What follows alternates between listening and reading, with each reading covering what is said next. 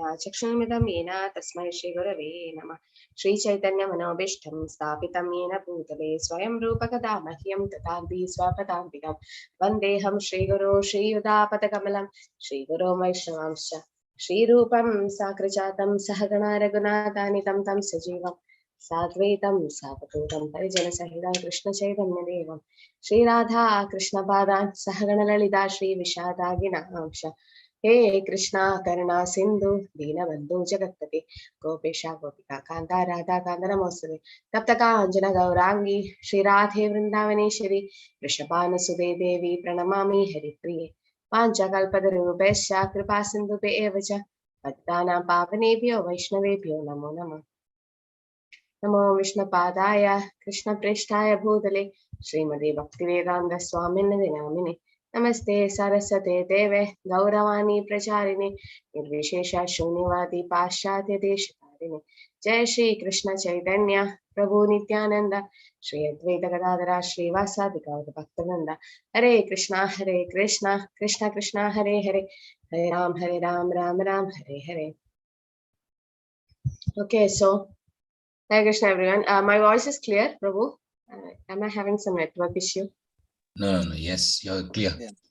Okay, Hare Krishna. So we'll just speak on Varahadev for 10 minutes and then go on to our presentation. So tomorrow is Varahadvadashi, in the sense tomorrow is the day when Varahadev appeared, okay, to protect Mother Earth and kill Hiranyaksha. That's the story. And some of you already know about Varahadev. So it comes in the third canto of Srimad Bhagavatam. Now on the morning 8 a.m. classes is on third canto Varahadev. So we are discussing about Varahadev. So tomorrow is actually the actual fasting for Varahadev appearance. But because we Vaishnavas are already taking Ekadashi today and fasting, and tomorrow again if we fast, we can't break our Ekadashi. So we take it today. So today till 12 p.m. in the noon, we are actually fasting for Varahadev. And then afternoon onwards, we are taking the real Ekadashi. And then tomorrow we break. And it's actually tomorrow is the Varahadev appearance day. So I think we can start with this as a Bhagavatam story. So Varahadev, before starting, let's offer our obeisances to Varahadev through the Dashavatar Stotra of Jayadev Goswami. Vasati tasana shikhare dharani tavalakna Shashini kalanga kalevani magna Keshavadrita Shugararoba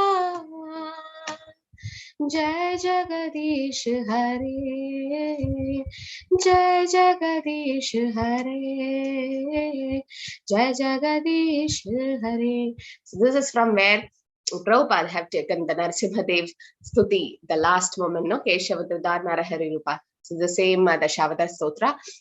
But here we should understand, oh Keshava. That means Keshava is the killer of demon. Keshi, who is that? Krishna. So it's not from Vishnu, the avatar is coming, which everyone have a misconception. But it's actually from Krishna because he is the source. He is the source, Keshava. Oh Lord of Universe, oh Lord Hari, who have assumed the form of a boar. So Shukara is a boar form incarnation. All glories to you. Why the Lord has to come in a form of a pig? No, that's what we think, because pig is the lowest of the animal which eats stools and live in slums and eat dirt. But why does the Supreme Lord come in a form of a boar or shukar or a pig? Let's see. The earth, which had become immersed in Garbhodakashayi ocean at the bottom of the universe, sits fixed upon the tip of your tusk like a spot upon the moon. So this is what the Varahadev is. Okay, so Varaha avatar in a shukar form, in a pig form. Why did the Lord appear in that form? Because the Mother Earth was hiding inside the Garbhodaka ocean. You know about the Goloka chart. So the 14 planetary system. So the Garbhodaksha ocean is in the lowermost. And beneath the ocean will be a lot of muddy and all these places. So who can go inside a muddy place? Only a pig can go deep inside, right? So the Lord assumed the form. So there are two incarnations of Varahadev explained in Srimad Bhagavatam. Twice he appeared. Not everyone know that. In a white form, that is Shukla form, Shweta form, or Shweta, or the first white form, and a Rakta form, or red incarnation. Same Varahadev, okay? So why he appeared twice? So first incarnation was in the partial dissolution, in the sense when annihilation of the whole universe happens, it just don't get destroyed just like that. All the planetary system goes inside the ocean, and again the creation happens. No, at the end of Kali Yuga, everything goes inside. So what happened? Not all the planetary system goes together. So all the other planetary system except the top three, Satyalok, Tapalok, and Janalok, was there, and all the other planetary system went inside the Garbhodasha ocean. That is called partial dissolution. And at that time, Mother Earth also went inside Garbhodaksha ocean. So again, the creation had to happen. So the Lord had to come in a form of a boar, and then he went inside. That is Shweta Varaha Kalpa, and he took Mother Earth on his tusk, like this, a tusk you can see here, and then he appeared, came back again, and placed her in the same position. That is one incarnation. Second incarnation, he came as a Rakta or red form to kill Hiranyaksha, the demon. So, Hiranyakashipu and Hiranyaksha, they came as that Jaya Vijaya, they came, and Hiranyaksha was a great demon, and he wanted to plunder Mother Earth because Mother Earth was full of riches, and demons want to take advantage of Mother Earth, and he tried to capture Mother Earth. And the Lord, when he touched Mother Earth, so two incarnation, first is to save Mother Earth, second is to kill Hiranyaksha. So when Varahadev touched Mother Earth on his tusk, with his tusk, a son was born called Baumasur. He became an asura because of association, wrong association. And then later on, he kidnapped so many queens, and they are the one who Krishna later on married when he came in Dwapara Yuga. So this happened in Satya Yuga. So the two incarnations you can see, one is the white incarnation, that is the Shweta, this one, the right one, and on which he carried Mother Earth to place her back. And then the red incarnation on the left side to kill Hiranyaksha, the demon. Okay, and because he was trying to disturb Mother Earth again. So to protect, because Mother Earth is his devotee. So when his devotees are in trouble, Krishna comes. And why the Lord come in a fish form or a boar form or an animal form or a human form? Everything has a reason. We can't. It's a transcendental pig. It's not a normal pig. It's transcendental. It said that when Varahadev went inside the Garbhodaya ocean and took Mother Earth and came back, placed her on the position, and he just shivered, in the sense he just shake his body. These dogs, when they get wet, all the animals, they shake, and all these water droplets, they sprinkle on you. So when he was shaking his body, all the devatas, they came running to take that charanamrit, because that was also compared to Ganges water, Ganga, because it's coming from the Lord's body. And then later on, he just, after his pastime, he just went. But in the Rakta incarnation of the red, that is in total dissolution time, he actually killed Hiranyaksha. And then they went as, in Dwapara Yuga came as Shishupal and Dandavaktra, and Ravana and Kumbhakarna all were Jaya Vijay. So that's what Varahadev was, and it's not easy to understand. So Hiranyaksha and Hiranyakashipu was born from Kashyapa Muni and Didi, and because Didi approached Kashyapa Muni in the wrong time. Okay, so that's what happened. And when Didi gave birth to Hiranyaksha and Hiranyakashipu, so many bad things were happening. About Hiranyakashipu, Narasimha Dev appeared. So we are actually, tomorrow is at the day when Varahadev actually appeared to save Mother Earth, and so that creation can happen. And the Lord came in a form of a pig for his devotee. Okay, transcendental pig. So the two incarnations mentioned in Srimad Bhagavatam. So it's very important. And when Varahadev was holding Mother Earth, the Mother Earth looked so beautiful because she was on the tusk of the Lord, and Varahadev appeared more beautiful, like a nose ring. And so Varahadev added beauty to Mother Earth. Mother Earth added beauty to Varahadev. So and it's compared, like the moon might have a lot of spots, but then that spots will add beauty to the moon, and moon itself will add beauty to the spot. So similarly, when Mother Earth was in the tusk of the Lord, everything was so auspicious, and nobody expected the Lord will come in a form of pig to take the earth from the deep ocean and the muddy place and then keep her back. So that's why it's very important to understand the incarnation of the Lord, and it's very transcendental also. So today, half day, we fast for Varahadev. We ask his blessings, and seek his blessings and take Ekadashi. So tomorrow is the actual appearance, but we have to break our Ekadashi, otherwise it can't be counted. Okay, and then tomorrow I can speak about Nityananda Prabhu because Monday is Nityananda Trayadashi. Okay, so I think we can go to the presentation. I just shortened it. It's the whole third canto. So much is about Rahadev, but then we don't have time. Hare Krishna. Okay, so yes, over to you, Ganeshan Prabhu. Sunita Mataji, you want to share the screen? Hare Krishna. Sunita Mataji. Sarita Mataji. Hare Krishna Mataji. Sarita Mataji will be sharing. Yes. Okay, can start. Should I make someone host, or is it everything done? All of them are made the co-host, right? All are made. All are made. Okay, can start. I request all the participants to off the video. Those who are speaking, please, at least for 5 minutes. We don't have network issue. Okay, start, Mataji. Hare Krishna, everyone. Om Ajnanatimirandasya Gnananjana Shalakaya Chakshurunmilitam Ena Tasmai Shri Gurave Namaha Shri Chaitanya Manobhishtam Sapitam Ena Bhutale Swayam Rupa Kadamahyam Dadati Swapadantikam Namaho Vishnu Padaya Krishna Prishtaya Bhutale Srimate Bhaktivedanta Swami Niti Namine Namaste Saraswate Deve Gauravani Pracharine Nirvishesha Shunyavadi Paschatya Deshatarine Jai Shri Krishna Chaitanya Prabhu Nityananda Shri Advaita Gadadhara Shri Vasadi Gaura Bhakta Vrinda Hare Krishna, Krishna Krishna, Hare Hare, Hare Rama, Rama Rama, Hare Hare. Hare Krishna. Today we are going to present the answers for the questions from chapter 7. The question number 1 will be presented by Sunita Mataji. Number 2, answer for number 2 question will be by Gitika Mataji. And the third question and fourth question by Sarita Mataji. Fifth and sixth will be by Jayanti Mataji. Seventh answer, Netravati Mataji. And eighth question will be presented by Penaja Mataji. 9 and 10, Madhu Mataji. And last question by Kausikan Prabhuji. Sunita Mataji can start. Hare Krishna, everyone. My question is, give arguments refuting Mayavad doctrine with reference to 7.7 verse and purport. Before we state arguments refuting Mayavad, we must understand what Mayavad is or impersonalism is. Mayavad says all living entities are one and equal. They don't believe in reciprocal relationship between Supreme and the living entity.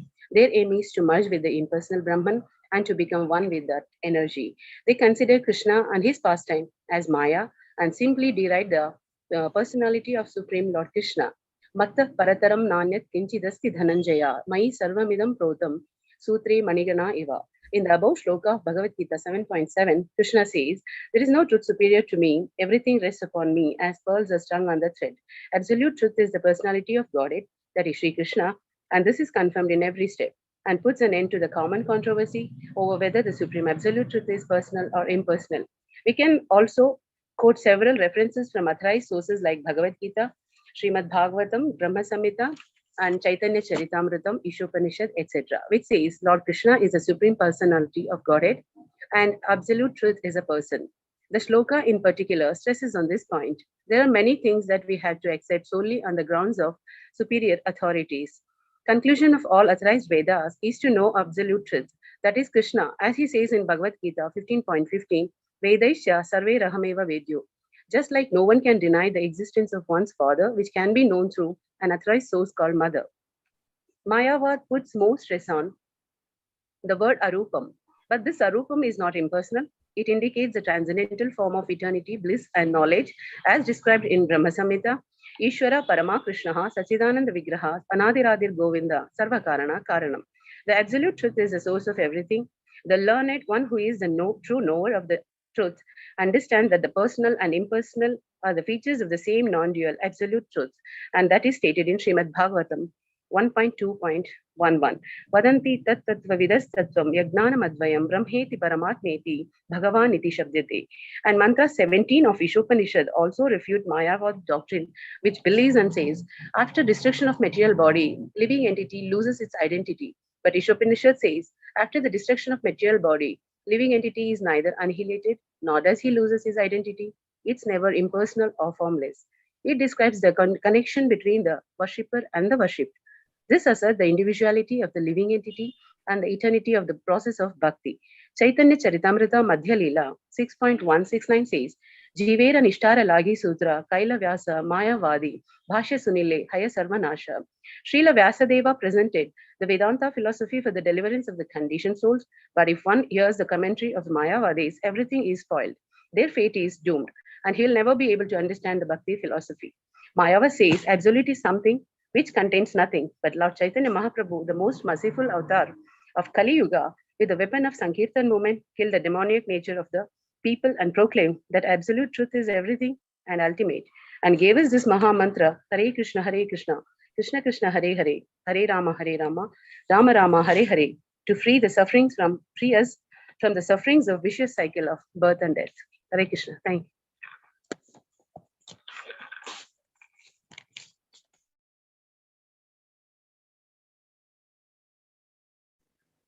Question second. Give 3 examples of how Krishna can be perceived through his material and spiritual energy with reference to 7.4, 12 verses and purports, and discuss their relevance for personal or pre-reaching application. The science of God analyzes the constitutional position of God and his diverse energies. Material nature is called Prakriti, or the energy of the Lord in his different Purusha incarnations, as described in the Narada Panchatattva, one of the Sattva Tantras. For material creations, Lord Krishna's planetary expansion assumes 3 Vishnu. Mahavishnu creates the total material energy known as Mahatattva. Second, Garbhodakshaya Vishnu enters into all the universes to create diversities in each of them. Third, Kshirodakshaya Vishnu is diffused as all-pervading supersoul in all the universes and is known as Paramatma. He is present even within the atoms. Anyone who knows these 3 Vishnus can be liberated from material entanglement. The Supreme Lord Krishna is the only controller, and all the living entities are controlled by him. These living entities are his superior energy because the quality of their existence is one and the same with the Supreme, but they are never equal to the Lord in the quantity of power. While exploiting the gross and subtle inferior energy, the superior energy, the living entity, forgets his real spiritual mind and intelligence. Everything that exists is a product of matter and spirit. Spirit is a basic field of creation, and matter is created by spirit. Spirit is not created at a certain stage of material development. Rather, this material world is manifested only on the basis of spiritual energy. Krishna, the Supreme, is the cause of both big and small souls. Therefore, he is original cause of all causes. This is confirmed in Katha Upanishad 2.2.13. Nitya Nityanam Chetan Chetanam. The personality of Godhead is the supreme absolute truth, is also the affirmation of the Brahma Samhita. Ishvara Parama Krishna Sachidananda Vigraham. That is, the supreme absolute truth personality of Godhead is Lord Krishna, who is preeminent Lord, the reservoir of all pleasures, Govinda, and the eternal form of complete bliss and knowledge. There is no truth superior to that supreme person because he is supermost. He is smaller than the smallest and he is greater than the greatest. He is situated as a silent tree and he illumines the transcendental sky. And as a tree spreads its roots, he spreads his extensive energies. From these verses, one concludes that Supreme Absolute Truth is the Supreme Personality of Godhead, who is all-pervading by his multi-energies, both material and spiritual. Those who do not know Krishna are in illusion, and so knowledge of Krishna is liberation, and ignorance of him is bondage. In Krishna consciousness, we become aware that earth, water, fire, air, and every active principle, all chemicals and all material chemical elements are due to Krishna. The duration of man's life is also due to Krishna. Therefore, by the grace of Krishna, man can prolong his life or diminish it. So, Krishna consciousness is active in every sphere. Nitya Nityanam Chetan Chetanam Eko Bahunam Yo Vedahati Kaman. He is the prime eternal among all eternals. He is the supreme living entity of all living entities, and he alone is maintaining all life. One cannot do anything without intelligence, and Krishna also says that he is the root of all intelligence. Unless a person is intelligent, he cannot understand the supreme personality of Godhead, that is Krishna. All material activities in the world are being conducted under the three modes of material nature. Although these material modes of nature are emanations from the Supreme Lord Krishna, he is not subject to them. Therefore, he is Nirguna, which means that these gunas or modes, although issuing from him, do not affect him. That is one of the special characteristics of Bhagavan, or the Supreme Personality of Godhead. Krishna consciousness is transcendental to all these three modes of material nature, and those who are truly established in Krishna consciousness are actually liberated. Lord Shiva affirms that liberation can be achieved only by the mercy of Vishnu. Lord Shiva says, Mukti Pradhanta Sarvesham Vishnu Revana Samchaya. There is no doubt that Vishnu is the deliverer of liberation for everyone. Hare Krishna.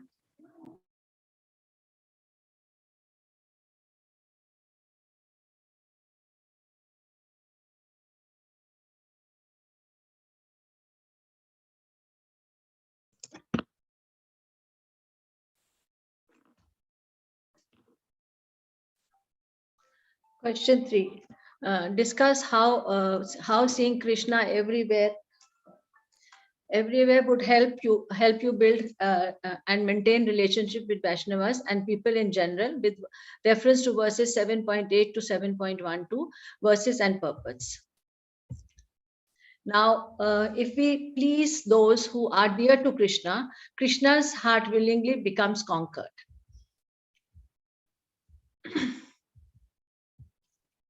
Let's first recollect the slokas 7.8 to 7.12 and try to relate to our lives. Actually, as mentioned by Gita Mataji also, the Lord is all pervasive by his diverse material and spiritual energies. That's why he's called Vishnu. Vishnu in Sanskrit means pervading everywhere. Now, let's see how he pervades. He pervades sun in the form of sunshine, the taste of the water. Though the scientists say the water is tasteless, but the taste of water is there, and that is one of the diffuse energy of Krishna. The light of the sun and moon, which gives even the flowers bloom up, the moon gives the taste to the fruits and to the vegetables, and Onkara, which is the transcendental sound, direct connection with the Lord, with the Onkara sound. See the beauty of Krishna's energy. Now, there's a small incident which had happened, which makes us realize that, or how strong Krishna's energy is. Once in the forest, there was Arjuna and Krishna. They were going together, and there was one well, which was a dry well, and a big bolster was on the top of the well. So Krishna told Arjuna to please remove that bolster so that they can see how deep the well is. And Krishna, with his mighty energy, within one push, he removed the bolster. But when he removed the bolster, when he bent down, he saw a small little ant carrying a small little grain of rice with it. So Arjuna was very astonished. In that remote forest where there was no rice field, no paddies, no anywhere could be seen a grain of food, how Krishna could arrange for the little creature to be carrying a food for itself. So he was highly impressed with the diffuse energy of Krishna. Then another example, we can think how we can understand the Krishna's diffuse potency. Now you take a practical example in day-to-day life. What you do, we are sitting all in one room, we just press the button of the print, and then maybe 5 rooms away or in the main printer, you get out the printout. Or maybe we send an email, and with the thousands of kilometers away, within a second it reaches. And we think, oh, we've done great. But you see what is the Krishna's diffuse energy. With one sunshine, with a single ray of sunshine, he can bloom all the flowers of all over the world with the miraculous colors. If you pick up a flower and go to your garden, see a flower, you can't even imagine how the colors are beautified. You cannot even paint each color. That day when I was sitting in my garden and trying to appreciate how each flower looks like. So his creation, with one glance, he can do anything, and that is why Krishna is called as Urukrama. Same way in the face, in the form of Vaman Dev. See, when we have to run, we run for a long jump, maybe 50 yards, and then we can only jump for a target. But you see how Vaman Dev appeared with his energy, and within footsteps, he could cover the whole world and the universe, and the third step had to be still put on Bali's head. Similarly, seed sown under the soil grows up, brings fragrance. Heat of the fire keeps cooking factories, etc., for running factories. Even for our digestion, the acid in the form of fire in the stomach facilitates digestion. And as said by Gita Mataji, also duration of the life is also decided by Krishna. It can be extended, it can be shortened. It is all at his mercy. Now, what we see is knowledge and wisdom. This chapter is on knowledge and wisdom. What is Krishna? Krishna is actually, he is omnipotent, is everywhere at the same time, everywhere at the same time. So he's omnipresent, and then now he's omnipotent, that he's all powerful, and he's omniscient, he knows everything. It may be a bad thought in the mind, also is well known to Krishna. Now, Krishna is most intelligent of the intelligent. We think we are small. We have a very, very minuscule, not even a less than a minuscule intelligence of what Krishna, of the most intelligent person. And that person above that is the Krishna. Krishna is intelligent. And whatever we have a small understanding is all from Krishna's mercy. So that's why it is said that the knowledge is directly proportional to faith. The more we'll read scriptures, the more we read Shastras, we develop more faith. And because we know more about him, and that is actually the root cause of which it is just like the root, the root maintains the tree. Krishna, being the original root of all things, maintains everything in this material manifestation. Now, Chaitanya Mahaprabhu rightly said, don't tell Krishna how big the problem is, tell the problem how big my Krishna is. Now, in this, there is a word about Achinta Bheda Abheda Tattva, which means they're simultaneously one and different. Let's try and understand what Achinta Bheda Abheda means. It means that it is a translation translation is inconceivable oneness and difference. Now, knowledge leads to humility. Vidya datati vinayam. Now, they take an example how it is. Now, Srila Prabhupada explains that as a child is addicted to playing, the child is playing, he will love the playing. So, but what can you do? He's mischievous. If you as a parent or if you as a guardian want to stop that child from being mischievous, then what you cannot threaten him, you cannot forcibly say, no, stop it. The child will be distracted for a minute, but then he'll come back again to the same activity. But if you want to give an opportunity, what you have to tell, you have to engage the child in a much better activity. Similarly happens within our consciousness. Our consciousness is always active. So one needs to give engagement to the consciousness. Now this consciousness, it's a very bad bargain. Our body is material body, and there is a spiritual soul in it. So this actually is entrapped in the bad bargain inside the body. So what we have to do, qualitatively we are part of Krishna and we are part of the super soul, but quantity wise we cannot even measure. It's a very, very minuscule part. So we have to give an alternative to our consciousness so that it gets involved with the Krishna consciousness. So God and Krishna is compared to the fire, and the Jiva souls are compared to a small sparks coming out of that flame. If we start thinking how to build relationship with the Vaishnavas, and on this basis is that you have to maintain, keeping these shlokas in mind, maintain relationship with Vaishnavas. Let's see it from the two aspects. So one is where some thought on cultivating tolerance and forgiveness in responding to difficult interactions, and some ascension principles to guide association of devotees.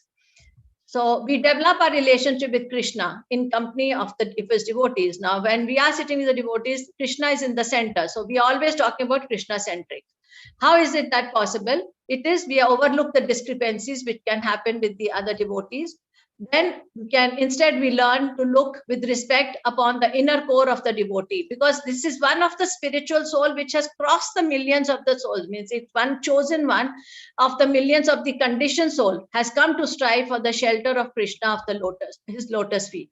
So we ought to be very, very careful with the other devotees, because they are the chosen ones, only to ask association of advanced devotees and just serve such pure devotees. And this calls for actually a lot of patience and practice. So tolerance, patience and practice will be one of the ways to have a good relationship with the Vaishnavas.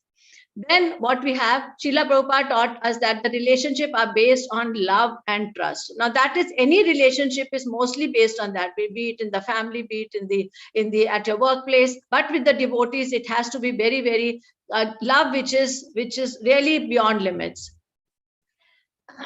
Begin with just one or two devotees whom we feel most comfortable with, and then express our deep appreciation for their services and specific qualities we respect in them, and find greater strength in being able to confide and openly express our heart in these relationships, derive solace and strength from each other and in difficulties, and assist each other in progressive Krishna consciousness.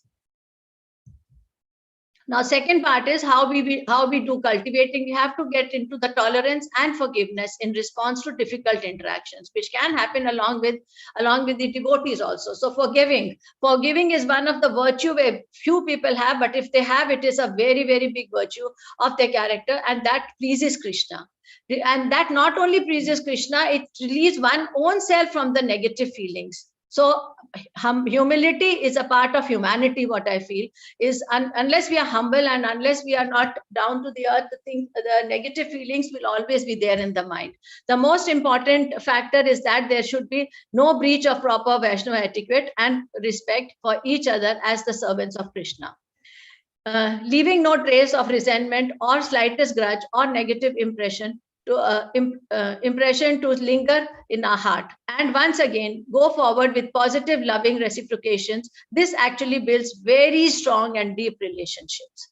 So this happened with the Srivas Thakur when he was accused of having or doing a Durga worshipper. He did not resent those people. He did not go against them. He said, oh, he accepted it. But then with time, it proved out to be that he was a Krishna devotee, and he was beaten in 22 marketplaces, but his tolerance, his forgiveness was beyond par.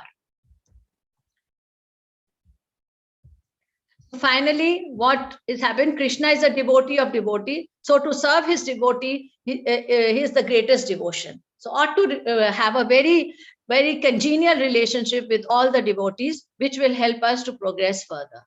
Hare Krishna. Now this is answer 3. I'll go to answer 4. Question 4. Discuss how Sri Nityanand Prabhu's delivering Naradamas is reflected in the Srila Prabhupada's mood. Give reference to 7.15 verse and purport in your response. First of all, just we'll get a little word about Sri Nityanand Prabhu, which Mataji also mentioned that tomorrow we are going to do it. But a small word about him. Now, who was he? When the Supreme Lord, the Supreme Personality of Godhead, who is the origin of all origins, who is the master of all masters, who is the creator of all creators, who is the source of everything that exists on the universe, then when he desires to enter this degraded age of Kali Yuga out of his sweet will and sweet merciful nature. It is Krishna's will that he comes onto the earth. He is embodiment of unlimited compassion, and he desires to enter the age of Kali Yuga in the most wonderful, in the most magnanimous, in most sweetest, in the more magnificent, wonderfully compassionate form as Shri Chaitanya Mahaprabhu. And along with his direct expansion Balaram, who is not different from the Lord, manifests in the spirit of service. He comes in the form of Lakshman, he comes in the form of Balaram, and now he comes in the form of Shri Chaitanya Nityanand Prabhu. Now, Shri Nityanand Prabhu, what he did, how he was giving the service to Krishna and to the human mankind. He went door to door and begged people, fell at their feet to just chant the Hari name. That was only his mission. He just said, Mukhe Hari Bol, from your mouth, just speak the Hari Bol. Ek matra bhiksha che. He's asking only and only one bhiksha, that you chant the Hari name. That is what only he wanted. He was the embodiment of forgiveness, of tolerance, of humility, and of unbearable compassion. Now, everybody is very familiar with the story of Jagai and Madhai, how they were the Brahmins, and then they became dacoits, and all sorts of all sorts of illegal activities, activities which were not unsocial. He did they all did all the activities, right from troubling the elder people, right from killing the animals, right from murdering, right from even stealing. But how Nityanand Prabhu was trying to convert them, because he knew that they were Brahmins and they had been come under the conditioned soul, and that's why in this material world they had changed over. So even Madhai had thrown a broken clay pot on his head, and it was bleeding when Chaitanya Mahaprabhu came, and still see the greatness of Nityanand Prabhu. He said, no, he was going to hit somewhere else, is by mistake and came and hit me. Just pardon them, just give them another chance. So it is another second chance that they got. So Lord Chaitanya Mahaprabhu, who is the Krishna himself, started the Sankirtan movement, chanting the holy name of Krishna in congregation, and happiness to all the devotees and Lord Krishna. Now, what is congregational chanting? Together, if we do, it destroys all sinful reactions. It not only benefits one who is chanting, but also those who are moving and non-moving entities. You can have an example of Narasimha Dev. How it's a non-moving entity. From the pillar he appeared. So we think that no, it's only in the living form. Even the non-living things are benefited from it. Now there's a little. Now we want to connect it to as the question asked, to Srila Prabhupada's mood. Now a beautiful story which is revealing Srila Prabhupada's unparalleled humility and compassion. So when we go to comparison, the incidents dates back to somewhere in 1972, when Srila Prabhupada was in 26 2nd Avenue in Los Angeles, when a person named Deen Bandhu, maybe he was a neophyte, went with his friend Mahapurush to 26th Avenue to get prasadam. Now, he said that every day, everybody would sit in Swamiji's, that is Prabhupada's apartment, and Swamiji would serve them rice, dal, chapatis, and sabzi to everyone. One day, Mahapurush stayed a little late. Everybody else had left. There were only two people in the room, Prabhupada and Mahapurush, and there were many dirty pots. Mahapurush began to think, well, somehow these dirty pots have to be cleaned every day. And that was happening every day also. Today only he had stayed back. Otherwise, even nobody was staying back. So he didn't see anybody else around, and there only one person in his room, that he and Prabhupada, and nobody else was there. So there's only one person who could be doing this. Now, every day he started retrospectively thinking that what would happen every day. They used to all walk off. So there's only one person who would sit and doing this. It's not proper for him to do it. So thinking of that, Mahapurush began picking up the pots, and see the sweet gesture, and see the humility, and even the hilarious gesture of Srila Prabhupada. That moment he smiled and said, I was just praying to Krishna to send me somebody to help me, and there you are, to please send someone to help me. So this is what is pure devotee has. In all adverse conditions also he finds a positive. Srila Prabhupada could have not stayed there. He could have stayed in the Gauriya Math temple, as they all loved him. Prabhupada's god brothers knew him as Abhaycharan Baba, because that was his original name. He sang sweet kirtans, lectured wonderfully, and wrote wonderful articles. If you go to Gauriya Math, you can see old sannyasis there living comfortably, as Prabhupada could have also lived. But he wouldn't have had to do anything. He would not want to speak of washing a pot. He could have lived a very comfortable life in Vrindavan. But instead, there he was washing pots for the hippies. Hippies were the most degraded class of persons, yet Prabhupada was cooking and cleaning up for them, people like them. So Prabhupada's humility and compassion were unparalleled. There's no one like Prabhupada. There will never be anyone like him. So we are very, very thankful to Krishna consciousness, what he introduced. Now, there's another one small incident which happened. Srila Prabhupada had come to San Francisco from New York just when the hippie movement was reaching its height. Now he found that his small temple on Frederick Street in the heart of the San Francisco Haight-Ashbury district was becoming a spiritual heaven for troubled, searching, and sometimes desperate young people. One night in the temple, during the question and answer session, a big bearded fellow, he raised his hand and said, Guruji, Swamiji, can I become initiated? the people there got irritated, they were agitated, and even his followers got a little annoyed. But Prabhupada was very cool, very serene, very calm. He has that quality, he had that quality to coolly impress the people. He said, yes, yes, but you have to answer my 2 questions, and if you answer them, I will, the initiation can be processed for you. But first you must answer the questions. He asked, who's Krishna? The boy thought for a moment and said, I said, Krishna is God. Prabhupada said, yes, yes, very good. Are you, and who are you? Again, the boy thought a few moments and then replied, I am the servant of God. So Prabhupada was so impressed that he initiated that boy the very next day. We have to go, there's a long process to get an initiation, but this is the quality and greatness of Srila Prabhupada. Rupa Goswami has also written, Tasmat Kinapi Upena Mane Krishna Nivesyad. Somehow or the other, fixed your mind on Krishna. The rules and regulations can come later. If engaged in chanting Hare Krishna, even the most fallen person could gradually, slowly and slowly become a saintly devotee. Srila Prabhupada would often quote a verse from Srimad Bhagavatam, affirming that persons addicted to sinful acts could be purified by taking shelter of the devotees of the Lord.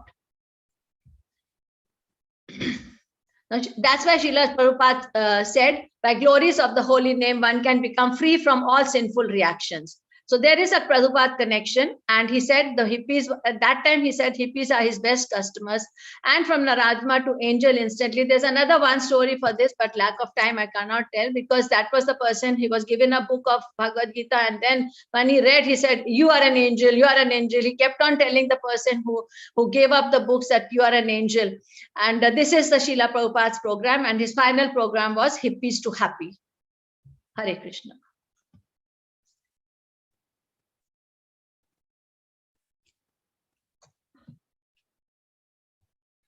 Hare Krishna. Jayanti Mataji. Hare Krishna. Hare Krishna. Bhagavad Gita chapter 7, knowledge of the absolute. Explain at least 3 philosophical concepts useful in preaching 7.19 verse and purport. After many births and deaths, he who is actually in knowledge surrenders unto me, knowing me to be the cause of all causes, and all that is, such a great soul is very rare. Lord Shiva says in Srimad Bhagavatam. Back, please.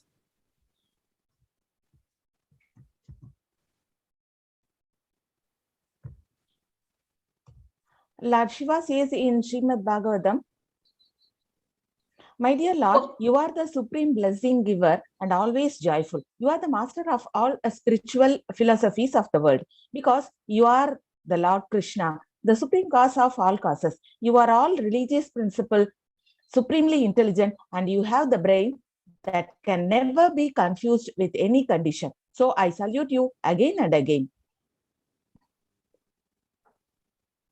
In Srimad Bhagavatam 1.32, it is said that all the above mentioned incarnations are either plenary portions or portions of plenary portions of the Lord. But Lord Sri Krishna is the original personality of the Godhead.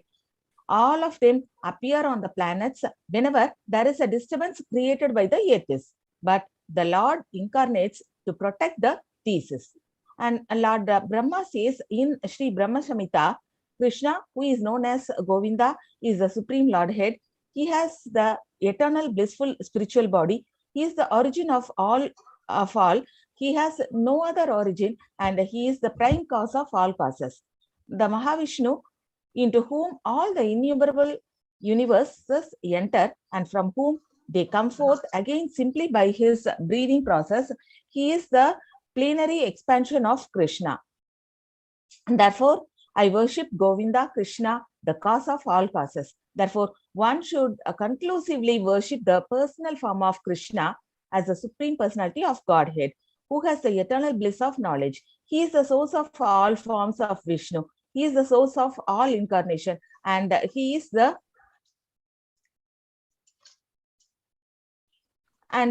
supreme Lord.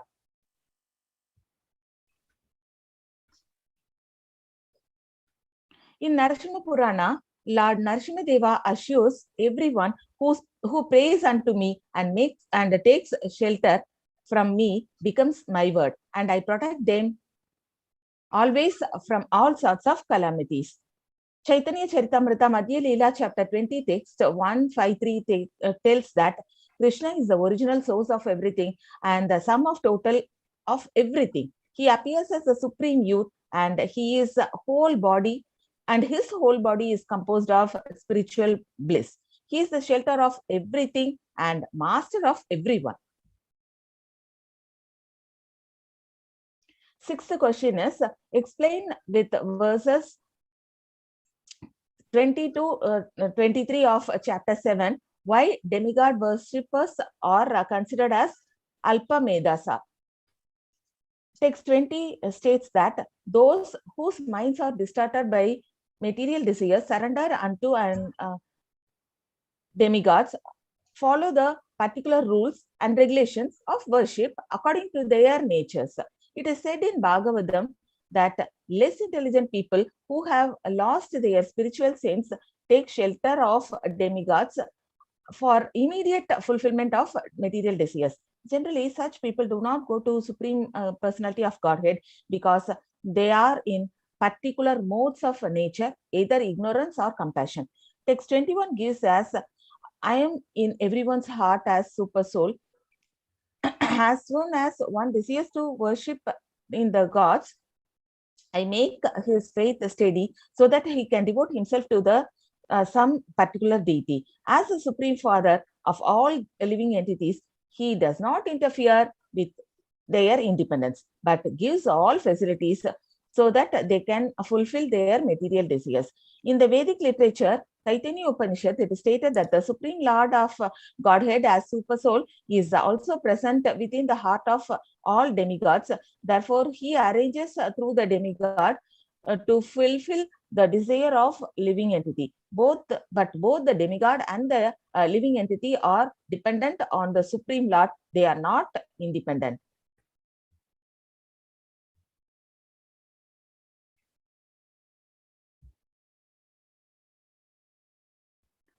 Text 22 tells that he seeks favor of the particular demigod and obtain the desires. But in actuality, these benefits are bestowed by me alone. In Chaitanya Charitamrita, it is said that one who worships the Supreme Lord and at the same time desires material enjoyment is contradictory in his desires. Devotional service to the Supreme Lord and the worship of demigod cannot be on the same platform, because worship of demigod is material and devotional service to the Supreme Lord is completely spiritual. Worship of demigods for material desires is considered as a business, whereas worship of Supreme Lord is spiritual devotional service. Text 23 states that men of small intelligence worship the demigods and their fruits are limited and temporary. Those who worship the demigods go to the planets of the demigods, but my devotees ultimately reach my supreme planet. Therefore, it is clearly stated in this verse that all results achieved by worshipping demigods are perishable. Lord Krishna even discouraged his father Nanda Maharaj from worshipping the demigod Indra, because he wanted to establish the fact that people need not worship any demigod. They need only worship of the Supreme Lord, because their ultimate goal is the return to his abode. The Supreme Lord is the Supreme Lord is unlimited. His favor is unlimited. His mercy is unlimited. Therefore, the mercy of the Supreme Lord upon his pure devotees is unlimited. Hare Krishna. In Nectar of Devotion, Srila Rupa Goswami clarifies about the worship of demigods. One should not neglect to offer due respect to the demigods. One may not be a devotee of demigod, but that does not mean that he should be disrespectful to them. For example, a Vaishnava is not a devotee of Lord Shiva or Lord Brahma, but he is duty bound to offer all respects to such highly positioned demigods. According to Vaishnava philosophy, one should offer respect even to an ant. So, then what is there to speak of such exalted persons of Lord Shiva and Lord Brahma? Chaitanya Charitamrita 5.142 says that only Krishna is the Supreme Personality of God, and all others, including Lord Shiva, Lord Brahma, Goddess Durga, and Ganesha, are the servants. All gods accept the supremacy of Lord Krishna. In Padma Purana, it is said that Krishna or Hari is the master of all demigods, and therefore he is always worshipable. But this does not mean that one should not offer respect to the demigods.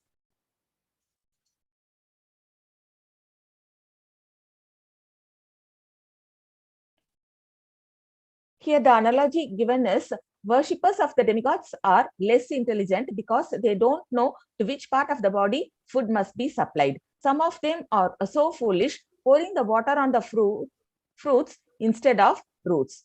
Charger should be plugged in the mobile exactly in its socket, otherwise the device will be completely damaged. By this purports, verses and cited analogies, we can understand that demigod worshippers are Alpa Medasa.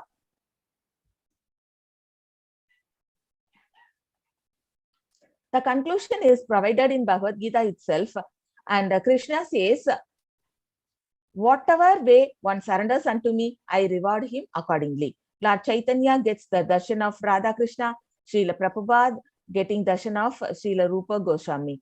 Thanks for the opportunity. Hare Krishna.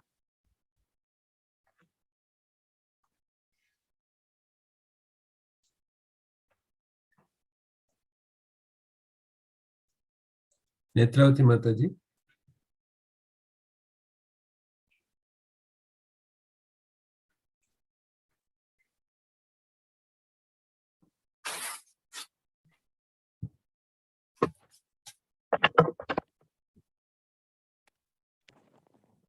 Hare Krishna.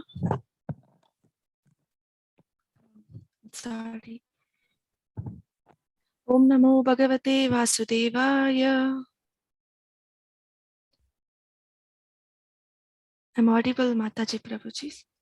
Yeah, go ahead. Yes, Mataji. Question number 7. Explain how and why Krishna does not reveal himself with reference to verses, purports, and cited analogies from Bhagavad Gita chapter 7, 25 and 26. In the verse 25, Krishna states, Naham prakashasya sarvasya, I do not manifest to everyone. Yoga maya samavritaha, because internal potency is covered. Mudo yam nabijananti, Moodas, the foolish people, cannot understand me. Lokamam ajam avyayam, less intelligent people will never be able to understand because they assume and they'll not be able to understand that I'm unborn and infallible. As Krishna continues to address Arjuna in the verse 26, the Supreme Personality of Godhead says, Vedaham samatitani, I know everything that has happened in the past, Vartamanani charjana, that is happening in the present, Bhavishyani cha bhutani, all the things that are yet to come, Mam tu Vedana kaschana. I also know all the living entities, but me no one knows. Here we are seeing the result of being impersonalist. Verse 25. In the picture, the pure devotees surrendering unto the lotus feet of God because they feel Krishna is the reservoir of all pleasures. Just like Pandavas and Bhishmas, they were able to feel the presence of God and Krishna revealed unto them. Whereas non-devotees, there are two people who are impersonalists, standing aside and commenting or wasting their time. They feel Krishna is ordinary, just like Shishupala did. And now, in the purport, Srila Prabhupada has stated two references. One, the Kunti Maharani's prayer, stating that Yogamaya or Brahmajyoti. Kunti Maharani prays to the Supreme Personality of Godhead, saying, May you kindly remove this Brahmajyoti, the glowing effulgence, and help me see your Sachidananda Vigraha, your eternal form of bliss and knowledge. The second reference is the prayer from Brahma. Brahma, the demigod, prays to the Krishna, stating, O Supreme Personality of Godhead, O Super Soul, O the Master of all mystery, Who can calculate your potency and pastimes in the world? You are always expanding your eternal potency, and therefore no one can understand you. Here, we are trying to understand verse 26, where Krishna states that I am fully cognizant of past, present, and future. In the modern advancing technology, we are happy that we are getting the information from all corners of the world. But can any one person know everything in the world at the present? Definitely not, because our limited senses will prohibit us from knowing it. But Krishna knows the present, past, and the future also. So Krishna is not a material body, is a supreme personality and a transcendental form. Krishna gives an example, like in the purport it is stated, Krishna instructs Vivaswan, the sun god, the millions of years ago. Later it is passed on to Manu and Ikshvaku later on. But Krishna knows everything because Krishna resides in every one of us. But again, here the problem is we are not able to see Krishna because Maya is getting covered. So is that Maya can cover Krishna? No, Maya cannot cover Krishna. Here, Maya is like a passing cloud, which is temporary, and Krishna is a sun. And whatever is happening is a momentary fact. Clouds cannot cover sun, moon, and other stars. A quick summary for the verse 25 and 26. Krishna's form and pastimes are eternal. They are visible to pure devotees only. Krishna's transcendental form is non-material and very, very spiritual indeed. Maya can never ever cover the Supreme Lord because it's his own one of the form of it. Thank you. Hare Krishna.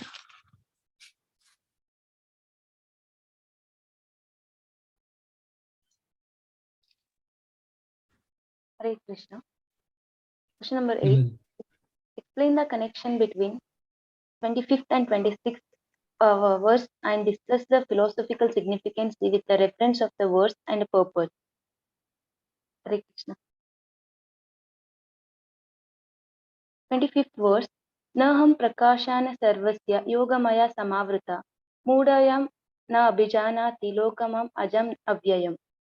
I am never manifest to the foolish and unintelligent. For them, I am covered by my internal potency, and therefore they do not know that I am unborn and infallible. As Lord Krishna explains two of his energies, that is, material energy, inferior, and Jiva Shakti, superior energy. Now, Lord introduced one more supreme energy, that is his transcendental energy or Yoga Maya. Now, Lord explains who can see him, who cannot see him, and why. In 26th verse, Lord says, Vedaham samatitani vartamanani cha Arjuna bhavishyani cha bhutani mam tu vedat na kashchana. O Arjuna, as the Lord, as the Supreme Personality of Godhead, I know everything that has happened in the past, all that is happening in the present, and all things that are yet to come. I also know all living entities, but me no one knows. Here, in these two verses, the Lord explains his internal potency, Yoga Maya, and his infinity energy. The Supreme Personality of Godhead reveals himself according to his transcendental desire and the ability of an individual soul. He bestows his grace upon that fortunate soul, and then with the God's divine intellect, the soul gets to know about the God. For example, Maharaja Nimi, the king of Raghu dynasty, who blessed with the great privilege of living with a material as well as a spiritual body as an associate of the Supreme Personality of Godhead. Even Narada Muni had this opportunity. In Padma Purana, it is said that Sri Krishna Namadina Bhavad Graham Indriyai. To common man, he is unseen. Krishna and his name, fame, qualities cannot be materially understood unless one is advanced in spiritual life. Sevanmukha Jivad. And Lord explains who cannot see him. Asuras are a less intelligent person, like Shishupala. Less intelligent person mistakes him to be an ordinary man like us, and thus deride him, and they are not ready to accept Lord's supreme authority.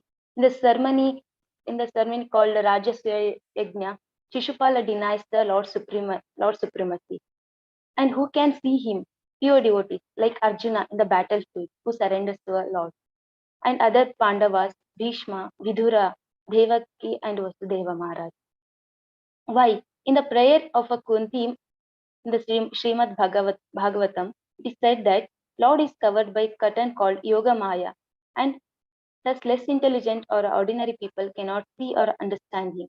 The Lord has infinity energies, and among us, this Yoga Maya, the transcendental form. Yoga Maya curtain is also confirmed in Ishopanishad.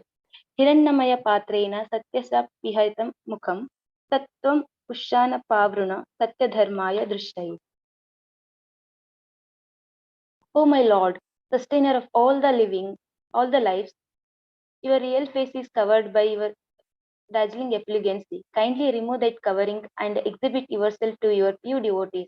Hence, with a material perception or a material energy, it's not possible to see or understand the God and his personal form. In Mahabharata also, it is explained as Chidanandamaya Dehe Tumari Bigata Bikari Jana Adhikari. O Lord, you have a divine form.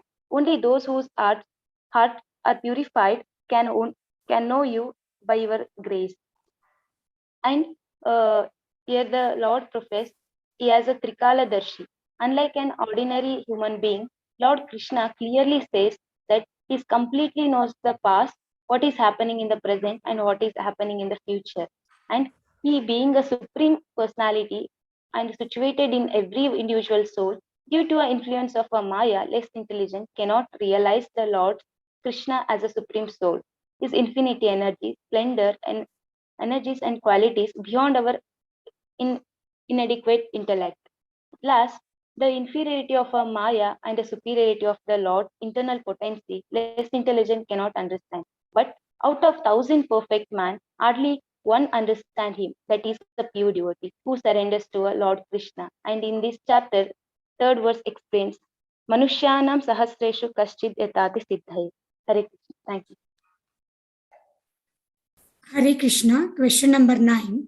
Evaluate the importance of Punya Karma as a prerequisite for practice of Krishna Bhakti with reference to 7.28 verse and purport. The 7.28 verse goes like this. Shri Bhagavanu Vacha Esham Tvantagatam Papam Jananam Punya Karmanam Te Dvandva Moha Nirmukta Bhajante Mam Dridavataha. Person who have acted piously in previous lives and in this life, and whose sinful actions are completely eradicated, are free from dualities of delusion, and they engage themselves in my service with determination.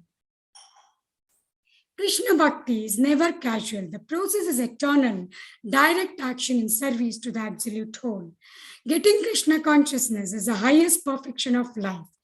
4 kinds of pious people can render service unto Krishna: the distressed, the desirer of wealth, the inquisitive, and who is in search of knowledge of the absolute. But they are not pure devotees, as they have some aspiration to fulfill for devotional service.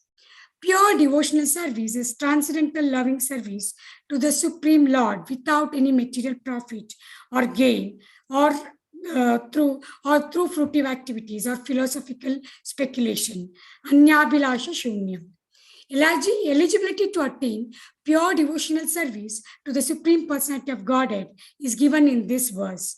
That is, acting piously in previous lives and in present life by practicing regulative principles of religion, who have conquered sinful reaction and who are free from delusion of dualities.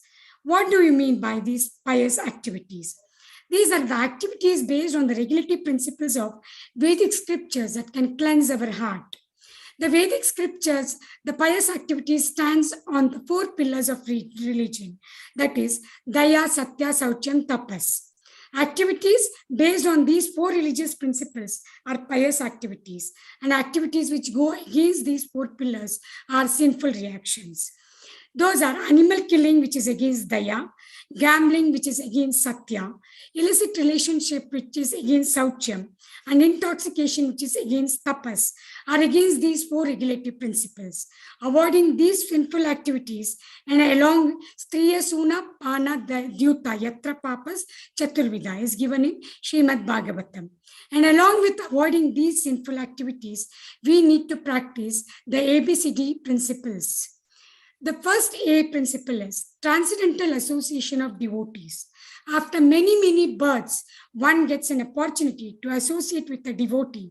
And as a result of association, one renders transcendental service to Vasudeva. This transcendental service to Vasudeva frees from attachment to the material world beyond mind and words and independent of everything. Reading transcendental books. So what these books can do? These books can elevate oneself to the transcendental knowledge, and this will take away from the delusion, which is because of the illusory energy. Transcendental chanting of Hare Krishna Mahamantra. This will take out the anarthas of life, which has been accumulated from millions of lives. Diet. We have to take the sattvic food prepared from a devotee and avoid mamsahara, onion, and garlic. Devotional service, to hear about Krishna from Vedic literature or to hear from him directly through Bhagavad Gita itself is a righteous activity. By following the 4 principles, an individual goes through 9 stages of bhakti: Shraddha, Sadhu Sangha, Bhajana Kriya, Anartha, Nivritti, Nishtha, Ruchi, Asakti, Bhava, Prema. And for one who hears about Krishna, Lord Krishna, who is dwelling in everyone's heart, acts as a best friend and purifies the devotee. How these pious activities can make oneself fortunate, can be heard, can be studied from the life of Srila Narada Muni. In the previous life, he was born as a maid servant, born of a maid servant. Although he was not born into a prestigious position, his mother was fortunately engaged in rendering service to some Vaishnavas. When these Vaishnavas were resting during the Chaturmasya period, the boy Narada took the opportunity to engage in their service. Taking compassion upon the boy, the Vaishnavas offered him the remnants of their food. By serving them and obeying their orders, the boy became the object of sympathy from the Vaishnavas. And by the Vaishnavas' unknown mercy, he gradually became a pure devotee. And in the next life, he was Narada Muni, the most exalted of the Vaishnavas and the most important guru and the acharyas of Vaishnava and the acharya of the Vaishnavas. Question number 10. With reference to the verse and the purport of 7.28, explain the qualities of those who can engage in Krishna's service with determination. The qualities given in the 7.28 verse for a Krishna service person to engage themselves with determination are conquering the sinful reaction and acting piously, no dualities, and association of devotees. And conquering sinful reaction and pious action. Unalloyed devotional service to Krishna can uproot the weeds of sinful reaction with no possibility that they revive. He can do this simply by discharging the devotional service. Just like sun dissipating the fog immediately by its rays, the sinful reaction can vanish with this devotional service. Even if a sinful person engages in the service of bona fide devotee of the Lord, and thus learn how to dedicate his life to the lotus feet of Lord, he can be completely purified. One cannot be purified merely by undergoing austerities, penances, brahmacharya, and other methods. Chanting of holy name for the spiritual progress in the Kali Yuga, that Hare Nama, Hare Nama, Hare Nama Kevalam, Kalau Nasti, Kalau Nasti, Kalau Nasti, Eva Anyata. In this Kali Yuga, there is no alternative to this holy name, the holy name of the Lord. The chanting of the holy name is the only means to cross the ocean of nescience. The holy name of Krishna is transcendentally blissful. Since Krishna's name is not contaminated by material activity, there is no question of being involved with Maya. Krishna's name is always liberated and spiritual. It is never conditioned by the material laws of nature. This is because Krishna and the name of Krishna is identical. Nama Chintamani Krishnas. Hare Krishna. How to get freed from these dualities? All living entities are born into delusion, bewildered from desire and hate. It is given in Bhagavad Gita 7.27. The real constitution of the living entity is that of subordination to the Supreme Lord, who is pure knowledge. When one is deluded into the separation from this knowledge, he becomes controlled by the illusory energy. Ajnanena avritam tena muyanti jantavaha. And thus he cannot understand the Supreme from this pure knowledge. For those who are atheistic, sinful, foolish, or deceitful, it is very difficult to transcend the duality of desire and hate. Because of this illusory energy, pure devotional service becomes very difficult. Elevation is possible in Krishna's consciousness in the association of pure devotees. For in the association of great devotees, one can be delivered from delusion. Having obtained real knowledge from a self-realized soul, you will never fall again to the illusion, which is given in Bhagavad Gita 4.35. And how the association of devotees can do good. All the devotees of the Lord traverse the earth to recover the conditioned soul from the delusion.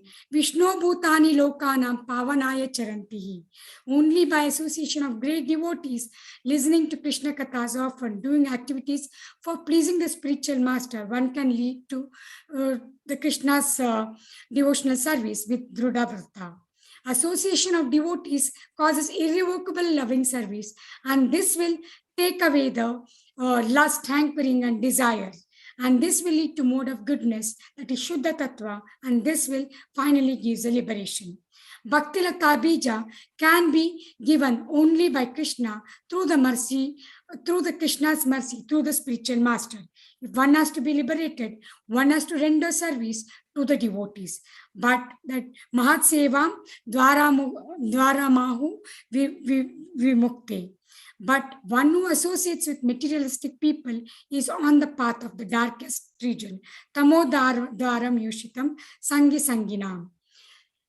One of the verse in Srimad Bhagavatam tells, Taye Shrinmanti Gayanti Ya Anumodanti Chadrataha Matparaha Shraddhanascha Bhaktim Vindante Te Mahi. Whoever chants and respectfully takes, whoever hears and chants and respectfully takes to heart these topics about me, become faithfully dedicated to me, and thus achieves my devotional service. Hare Krishna.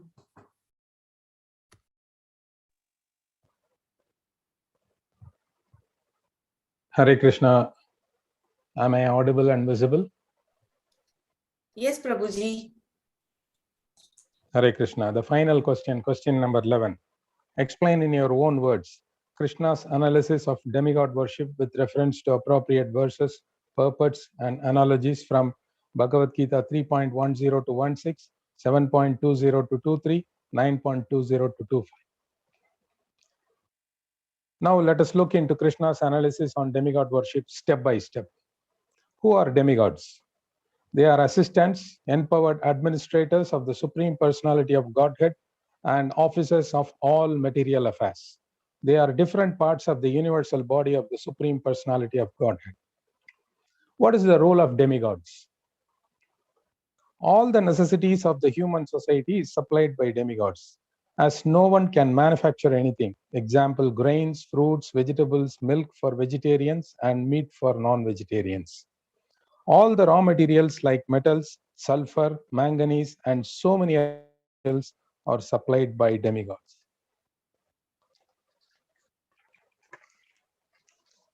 Who worship demigods and why?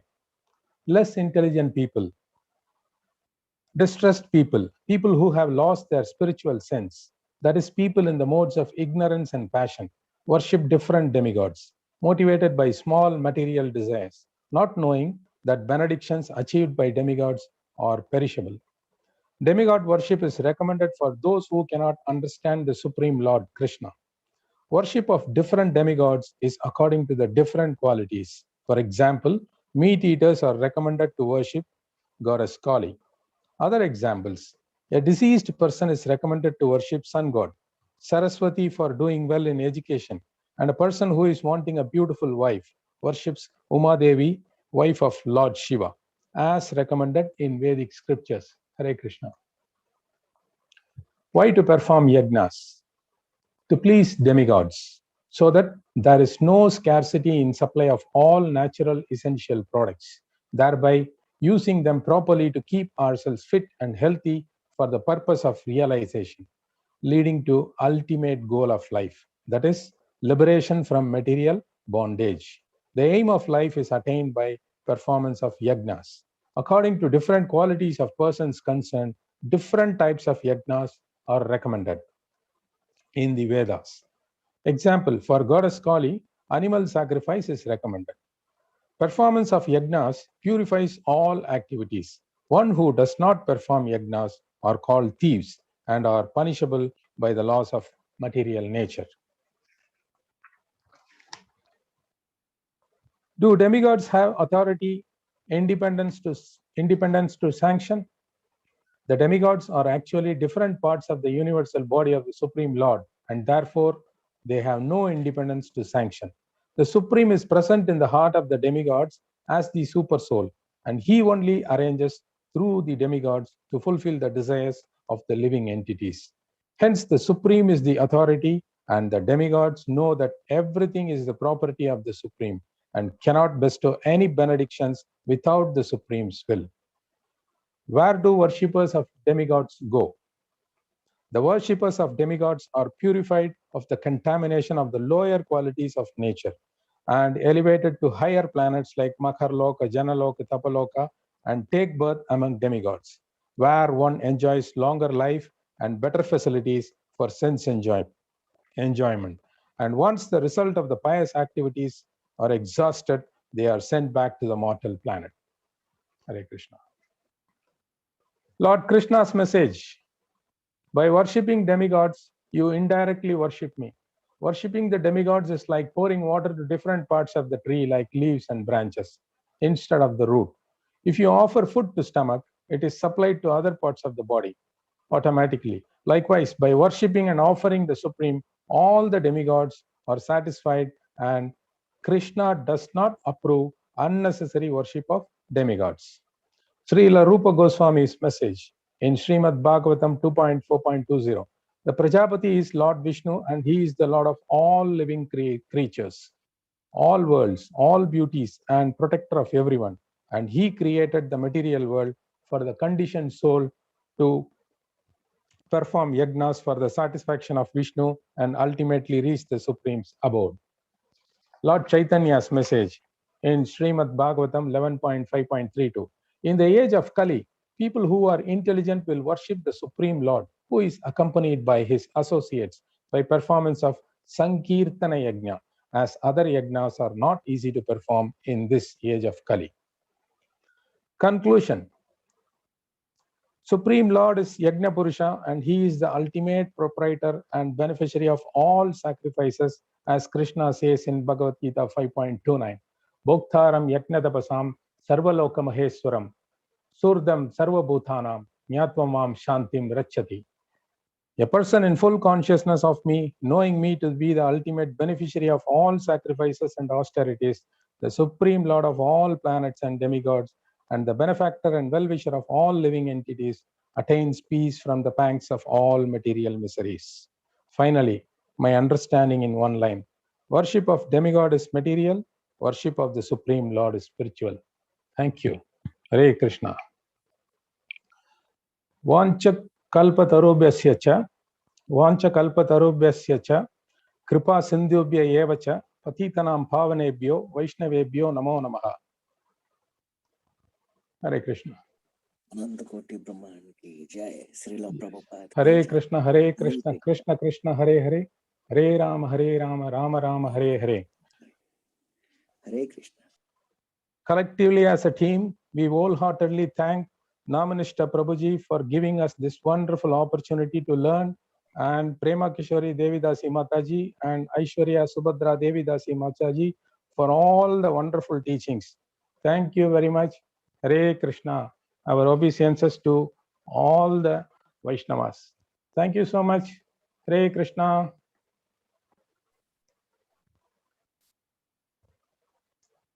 Hare Krishna. Thank you, everyone. Very nice presentation. Yes, Pradosh Prabhu. Name Mataji, Hare Krishna. Please continue. Murli Prabhu, how long did